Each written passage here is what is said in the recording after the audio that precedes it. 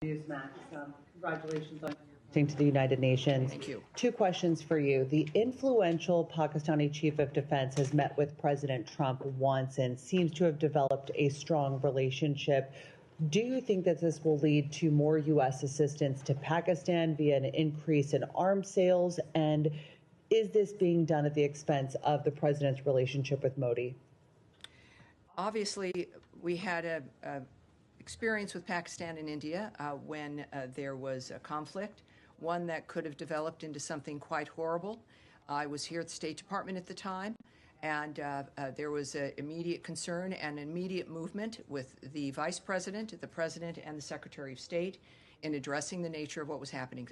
Many of you who were in the room in the days afterward, we described the nature of the phone calls, the work that we did to stop the attacks, and to then bring the parties together so we could have something that was enduring.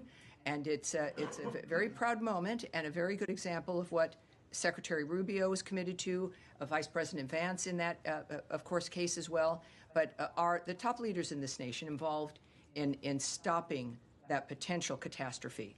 I would say that our relationship with both nations is as it has been, which is good, and that is the benefit of having a president who knows everyone, talks to everyone, and that is how we can bring differences together in this case. So it's clear that the diplomats here are committed to both nations. I can tell you also that there has been a U.S.-Pakistan counterterrorism dialogue that was established.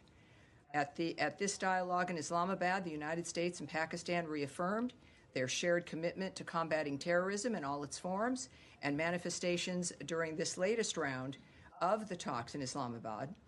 The United States and Pakistan discussed ways to enhance cooperation to counter terrorist threats, and I think that for the region and for the world, the United States working with both those nations is good news and will promote a future that's beneficial. Follow up on the subject.